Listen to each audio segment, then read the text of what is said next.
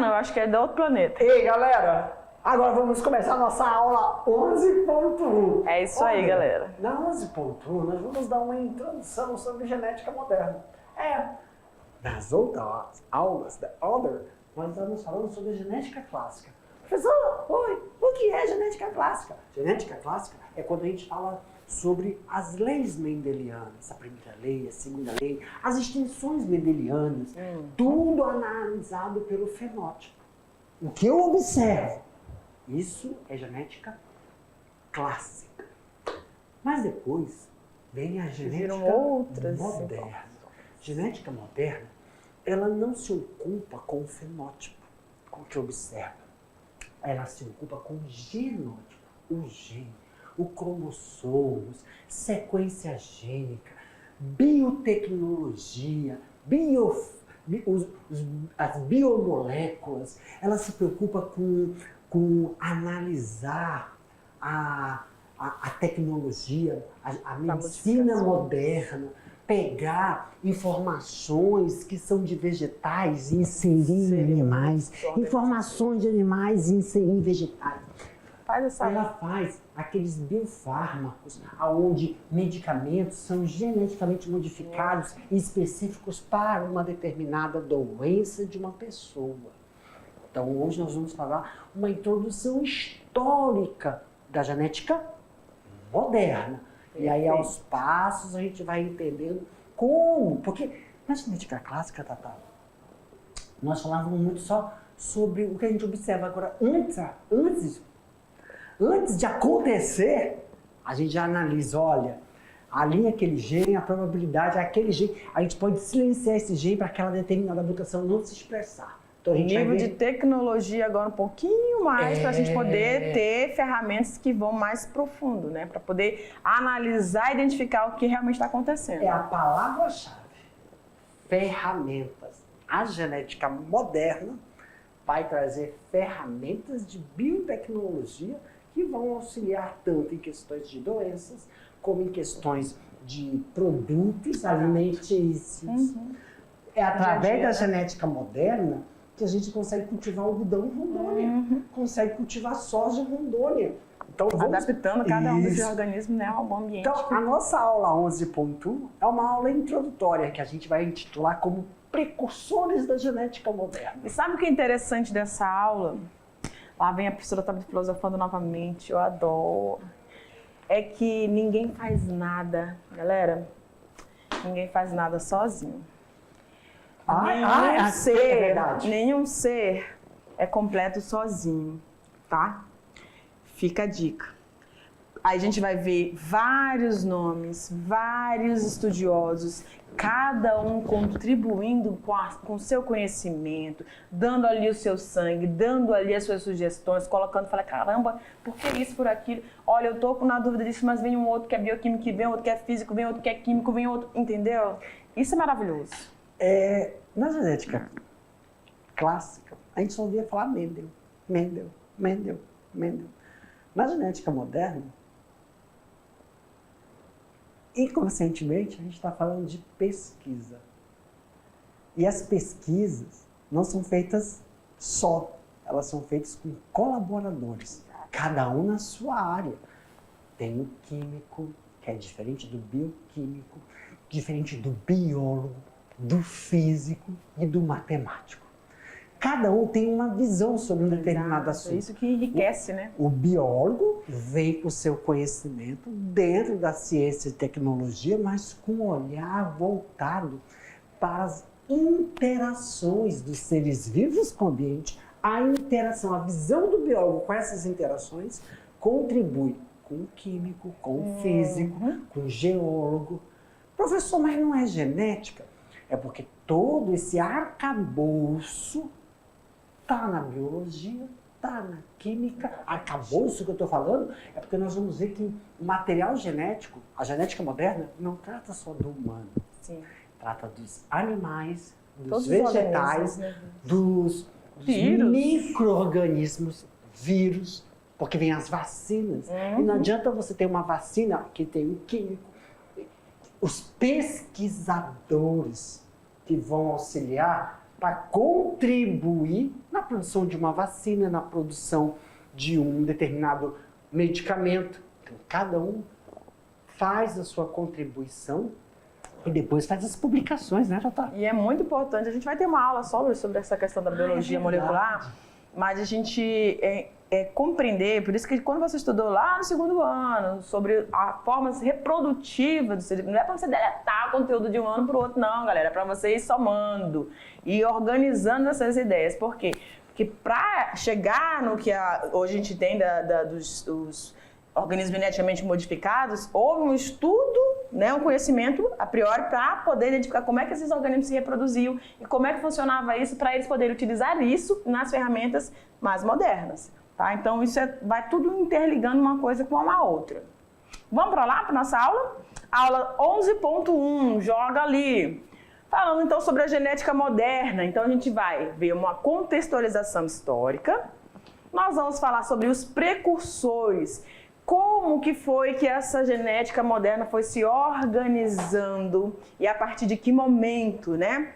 Ela foi se inteirando, sim, com as informações que Mendel deixou, porque ele trouxe muitas informações, ele aplicou o conhecimento que a gente hoje tem na genética dentro da biologia, mas com o conhecimento matemático, né?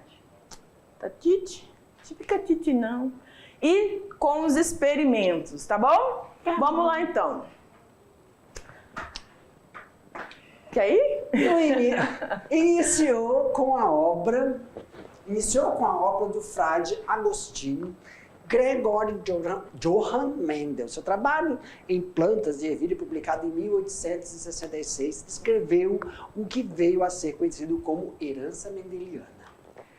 Desprezado em sua época, seu trabalho foi compreendido no início do século XX e hoje ainda é referência para todos os geneticistas. Então, ele, no momento em que ele apresentou as suas informações, até o Darwin ainda chegou a ver alguma coisa, só quando eles viram um monte de cálculo, ele falou, que diabo que esse cara tá falando? E ainda era numa língua que ninguém, né, tinha domínio, e aí foi problemática a situação. E depois, só então, a partir do século XX, que começou a se fazer uso e entender e compreender, e dizer, não, esse cara o cara era, assim, um gênio na sua época, né? Foi à frente, tá bom? Tá bom. A descoberta de Mendel por Hugo de Vries Correns e Eric van der Schaar destrava a língua agora. Ocorreu por volta de 1900. Em 1915, os princípios básicos da genética mendeliana foram aplicados a uma grande variedade de organismos, mais notavelmente a mosca Drosophila melanogaster. Ok. Aperta. Como assim, professor? Pessoal, todos os experimentos genéticos que mexem com o material genético, que utilizam o material genético, foram feitos com mosca. Vamos aqui, Tata, mostrar a cara pra tapa. Deck. Entendeu? Mostrar a cara pra tapa. Meus queridos, professor, misericórdia, tenha dó de nós. Quando o senhor estava falando da genética clássica, Mendel era vegetal, era ervilha. Agora a genética clássica é material de mosca. O que uma ervilha, o que uma mosca vai influenciar na genética humana? Simple present tense. Você utiliza o material agora genético da mosca, os experimentos que foram feitos, e depois você transpõe para nós. É transposto, tá bom? Ninguém estuda, hoje em dia, é restrito o grupo de geneticistas que utilizam embriões, porque você pega um embrião e para você localizar o gene, você faz silenciamento. Então, assim, você interrompe o desenvolvimento. Aí tem um comitê de ética, a gente vai ter uma aula sobre conceitos de ética. Então, a gente faz isso com moscas, com outros organismos e transpõe para nós. Perfeito? Então vamos lá. Tudo que nós vamos falar aqui, que foi utilizado pelo material, pela amostra, porque na genética clássica foram ervilhas, na genética moderna é com a melanogaster. Tá bom? Tem esses dois parâmetros. Não só a melanogaster, mas também bactérias, vírus e tecidos. Aí sim, muitos dos tecidos são utilizados por cultura de tecido, tá bom? Aumenta a tela aí, diretor. Olha só, quem foram esses estudiosos? Nós temos aí um dos estudos realizados que foram liderados por Thomas Hunter Morgan, conhecido como Morgan. Ele fez, então, todos os desenvolvimentos dos modelos mendelianos, ele aplicou o conceito mendeliano aonde? Nos experimentos matemáticos envolvendo um quadro estatístico de genética de populações, trazendo explicações genéticas para o estudo da evolução. Cara, esse cara foi fantástico. Sim. Toda vez que o professor Jefferson trazia nas aulas anteriores sobre a genética clássica, ele falando para você o que estava reportado aqui na teoria, do que Mendel pregava, e olhasse para a população, foi o que o Morgan começou a fazer. Ele começou a trabalhar estatisticamente toda essa questão dessa propagação, dessa transmissibilidade do genótipo nas populações e foi vendo como é que se dá. A base foi, primeira lei, 70%, 75% e 25%. É o que eu espero. Se eu transpor isso para a população, significa que se tiver a mesma coisa, cálculo matemático, estava em condições lineares. Agora, se o que eu espero eu não observo, há fatores externos que estão interferindo, então está passando ainda por uma seleção. Exato. Então, a gente está passando por alguma seleção, está tendo alguma coisa. Isso do humano... O processo evolutivo, o humano está provocando uma interferência no ambiente que está selecionando ele nem percebe isso. Aí, isso que Morgan, cara, isso foi em 1000 volta, cadê a data? 1900 e pouco. Então vamos lá, vai, pra frente, Go ahead. Rosalind Franklin! Belíssima! Essa mulher é fantástica. Ela é. Gente, vamos aqui, posso falar? Pode. Gente, está aí escrito, todo mundo é alfabetizado, não precisa ler isso aí não. Mas olha só, quem era Rosalinda Franklin? Cara, a Rosalinda Franklin, ela é uma Ela estava estudando, estava fazendo seu doutorado, e ela estava onde, professor? Ela estava no laboratório de Francis e Crick. Francis e Crick são os dois que ganharam o prêmio Nobel de descoberta da estrutura do material genético. Certinho. Né? Tá ali, James Watson e Francis Crick. E tem o Maurício Williams. Professor, deixa eu abrir só um parênteses aqui, tá? Eu sei que você tá empolgadíssimo, mas eu também fiquei... Sim. Sabe o que é, galera? Olha só, presta atenção. Esses carinha aqui... Ai, caramba. Não fique com raiva deles. Não fico não. Eles foram maus. Esses carinhas Watson... vamos fazer um podcast sobre isso? Vamos, já fazer um podcast. Eles estavam lá, fizeram uma estruturação do material genético, tudo. Aí esse Maurício Williams aqui tinha esse laboratório e a Franklin estava ali. Olha só, o Watson era biólogo, o Crick era físico, tá? E a Rosalinda era química. Mas eles estavam ambos com o mesmo interesse, querendo desvendar os mistérios dessa moléculazinha tão intrigante que é o DNA. E aí o que aconteceu? O que eu quero abrir o parênteses aqui para o professor continuar? Não, pode. Uma mulher, cara, a mulher, ela dominava uma técnica que permitiu que essa foto aqui, ela era especialista na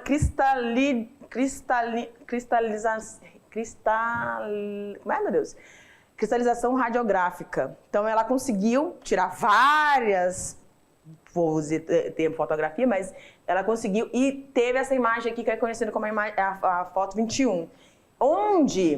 51, desculpa. Quando eles identificaram isso aqui,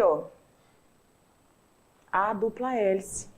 Então, foi assim um marco e o Watson Crick, então, eles falaram, cara, é isso aqui mesmo. E agora a gente sabe que toda a sequência dos nucleotídeos, e quem descobriu o nucleotídeo foi um bioquímico.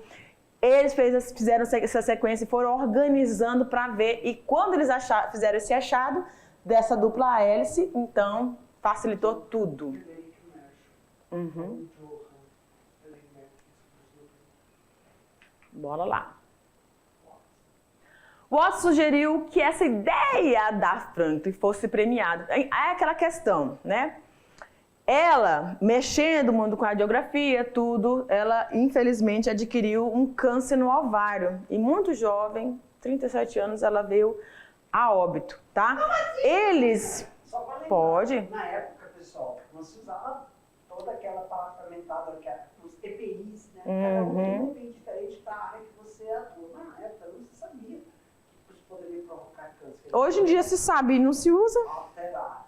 Então, é assim, ela morreu bem antes de concluir o próprio trabalho. Sim. Ela não chegou a concluir o próprio trabalho, mas ela morreu por... Tem um filme, estou tentando lembrar um filme da pesquisadora que descobriu o efeito radioativo. O efeito radioativo. O efeito radioativo. Rosalinda, ela não sabia que ocorreu a sua morte devido de ela aplicar o bombardeamento de elétrons, né? Então ela morreu antes de descobrirem que o material genético, isso a imagem 51, isso representava da onde vinham os trabalhos de Mendel, a estrutura responsável. Falava assim, dentro dos cromossomos tem entidades. Sim. Lembra? Sim. Mendel falava que dentro dos espermatozoides tinham entidades. Os espermatozoides eram fatores, ele não sabia que era espermatozoide. Depois ele falou que a mulher também tinha fatores, os óvulos. Os óvulos eram fatores. Dentro dos fatores tinham entidades. Quem são essas entidades mendelianas? Aí, são os cromossomos. Perfeitinho. E ele queria que ela fosse reconhecida, só que eles não fazem, né? O Comitê Nobel não faz essas indicações póstumas aí. E aqui nós temos a estrutura, tá? Desses pares, essa aqui é a estrutura do DNA, onde a gente consegue observar a dupla hélice que foi, né, capturada na imagem da técnica dominada por Rosalinda. E aí, reconheceu-se então que essa sequência genética era determinada por um nucleotídeo. Esse nucleotídeo, você já sabe dessas informações, a gente já está reforçando. Ele é formado por um grupo fosfato, por uma pentose e pelas bases nitrogenadas. A gente tem as bases purinas, lembram? E a gente tem as bases pirimídicas, né, prof? Sim. As bases purinas, adenina e guanina, e as pirimídicas, timina e citosina. Quando eles fizeram esses arranjos, eles observaram que existia uma sequência, né? Uma sequência aí, onde de um lado você tinha o grupo fosfato livre na extremidade, e na outra extremidade você tinha aí a hidroxila livre. Então,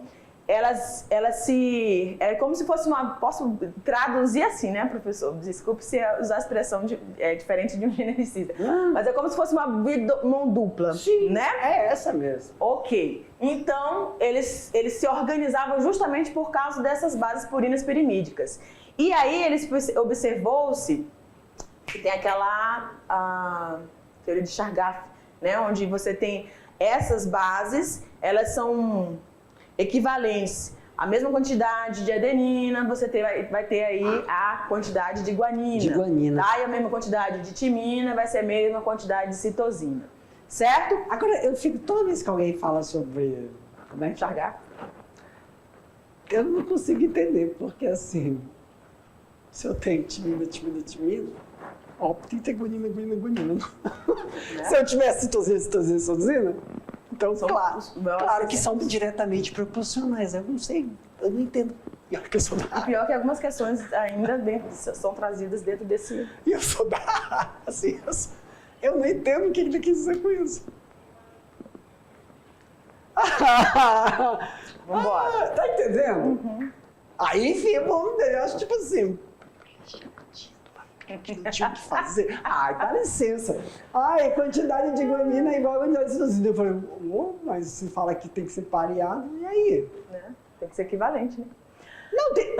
A descoberta dessa estrutura, no entanto, não trouxe imediatamente conhecimento de como milhares de proteínas de organismo estariam codificadas nas sequências nucleotídeos do DNA. Aí a gente vai lembrar que a gente tem dois processos, né? O processo de transcrição e o processo de tradução, onde no processo de tradução que você vai ter o surgimento das proteínas. Fala, prof, você está se coçando aí. É curuba. É. Faz eu falar uma coisa aqui que não pode ser falada. É. Ok. Continua. Vamos lá. Essa descoberta foi essencial para o surgimento da biologia molecular, que só foi alcançada no começo da década de 60, por Marshall, Nuremberg e Herr Corona, Eu acho. que conseguiram decifrar o código genético. A manipulação controlada do DNA, engenharia genética, pode alterar a hereditariedade e as características dos organismos. Gente, essa última frase. Repeat the teacher. A manipulação controlada do DNA, engenharia genética, pode alterar a hereditariedade e as características dos organismos. Cara, em outras coisas, isso aí se chama CRISPR. Meus queridos estudantes, se vocês quiserem saber mais sobre isso, coloca aí na internet, CRISPR. Aí vocês vão entender. Muito 10. Alright. Então, o que a gente consegue observar até aqui? Observar até aqui. O compartilhamento de informações e de conhecimentos, essa troca, né, para chegarmos aqui no que a gente chama de engenharia genética, tá? E agora, com as informações sobre esses organismos, micro-organismos, eles foram adaptando e avançando no conhecimento para poder fazer, como o professor mencionou aqui, na utilização do milho na região, né, do estado de Rondônia. Tá bom? Tá bom. Experimento. Eita! Eu gosto desse experimento. Fale, prof. Aperta de novo. Ou foca, aperta. Aperta. Aperta. De novo? Não, prof. Tá. Volta. Volta. Tá. É só uma vez que ele tem, então. Vai, aperta. Eu tenho distúrbio. As meninas ficam assim, o que é? O que foi que ele tá procurando? Eu tenho distúrbio. Meus queridos, oi. Professor, oi. O que está acontecendo? Olha só, nós temos aí, ó. Nós temos... sim. Nós temos duas linhagens. Nós temos uma bactéria, que é uma linhagem... Deixa eu mudar aqui, peraí. Caneta. Pronto, deixa eu ver. Ok. Nós temos uma linhagem de bactérias vivas capsuladas e uma linhagem de bactérias que não são capsuladas. Então vamos prestar bem atenção aí, porque o tio precisa se levantar. Levante-se.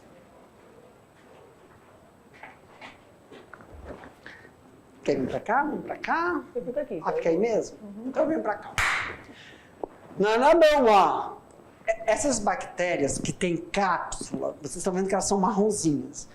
E dentro delas são verdes. Então, lógico que esse negócio que parece um amendoim...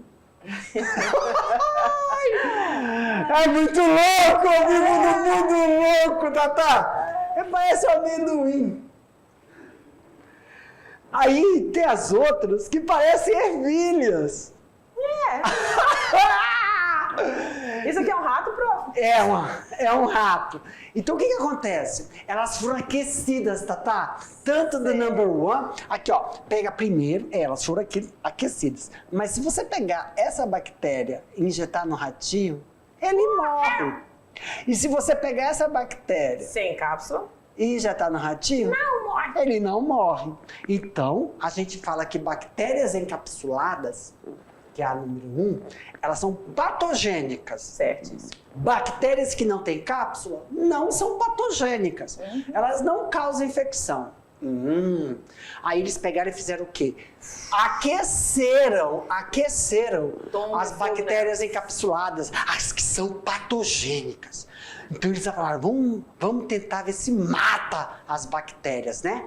E aí pegaram elas, esperaram esfriar, mortas, e botaram dentro do ratinho.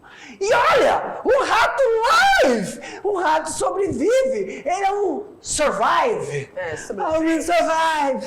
You want to sing, you want to play, kids, you want to soda today? I want to soda, never want to take me want to soda today. Foco. Aí, eles falaram, muito interessante. E agora? Vamos pegar as bactérias que estavam mortinhas. Eles estão testando, gente. Bactérias que estavam mortinhas, junto com as bactérias que não causam nada, sem cápsula. Elas estavam aqui. E vamos misturar elas. Misturaram as duas. As bactérias patogênicas mortas e as bactérias que não são patogênicas. Não são as capazes de causar patologia. isso. E injetaram no ratinho. Coitado. E morreu. O que aconteceu? Aí ele morre. Fizeram eles ficaram intrigados. Meu Deus! Como uma bactéria que não matava, mas a gente matou a bactéria e viveu. Aí tiraram o sangue do ratinho. Surpresa!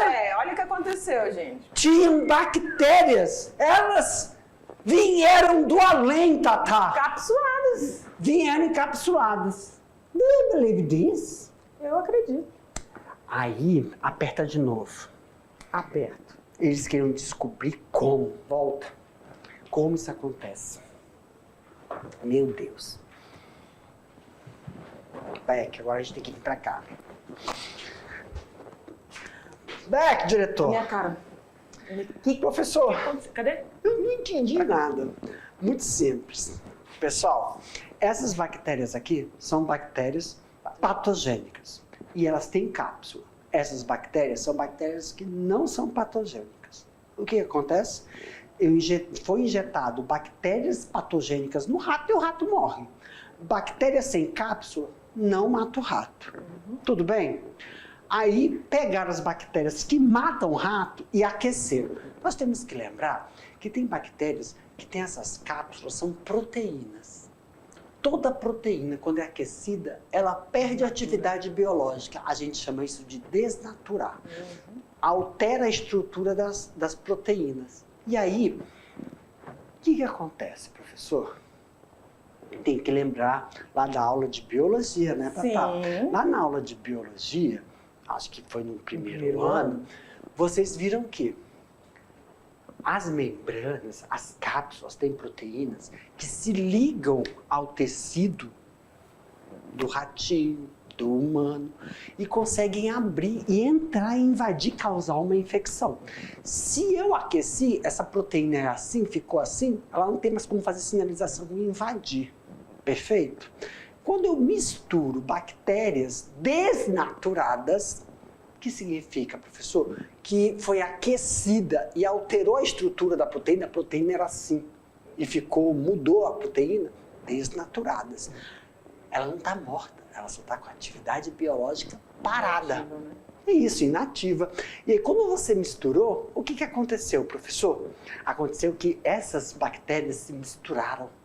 Ela conseguiu a bactéria não patogênica, sem cápsula.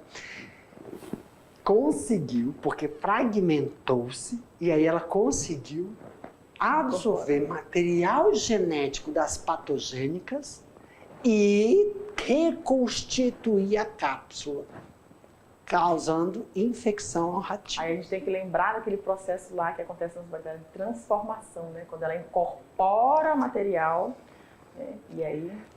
E lembra, existem dois tipos, bactérias positivas e bactérias negativas. Bactérias positivas são as bactérias que têm pilos, que são prolongamentos. Esses pilos, elas conseguem fixar numa outra bactéria, tocar a membrana e fazer conjugação, transferir material genético. E outra coisa, existem bactérias, além das positivas, que a positiva que tem esses pilos, quando transmite a informação para a negativa que não tem o pilos, a negativa se transforma numa bactéria positiva. E ainda tem os plasmídeos, bactéria que tem um material genético circular, e se essas bactérias têm esse material e transmitem para quem não tem, elas ficam bactérias HFR, bactérias altamente resistentes. E quando eu falo de coisas perigosas, eu baixo o tom da voz. Gente, agora que eu me toquei, por que eu tô falando baixinho? Aí o produto eles aumenta. Perigosa, é muito perigosa essas bactérias. Olha aí, ó. Eu incorporo, né? Eu falo assim, eu comecei a pensar, uma bactéria. a bactéria tá começando a ficar... Não, eu incorporo assim, Entendi, coisa perigosa. Mas, professor, como isso acontece? Aperta aí, Tatá. Aperta. É igual esse outro experimento.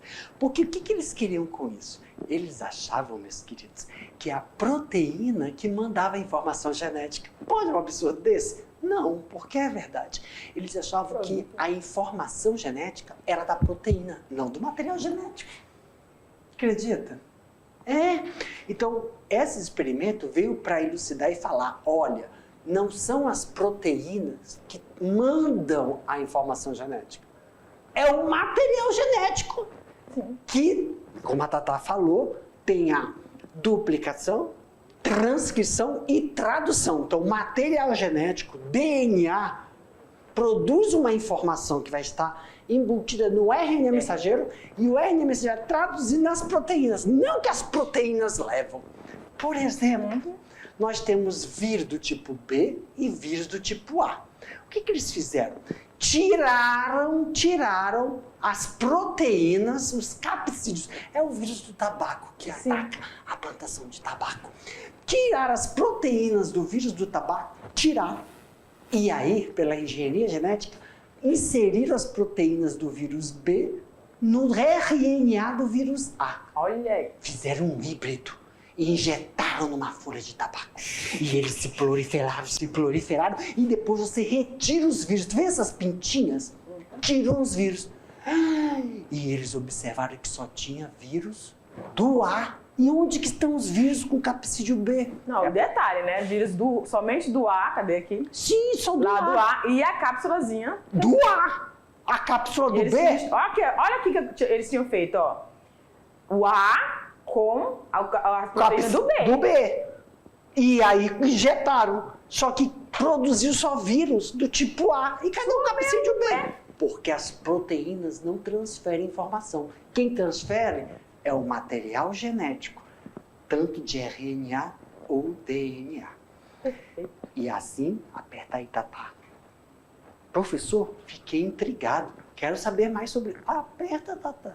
Quero saber mais sobre isso. Daqui a pouco a gente volta com mais informações sobre como é esse processo de duplicação, transcrição e tradução que dentro da molécula do DNA, não da proteína, transmite nas gerações tanto de eucariotos como para procariotos. É uma viagem muito doida, biologia. E ó, sem apertar, viu? É verdade. Tchau, gente! Tchau, galera!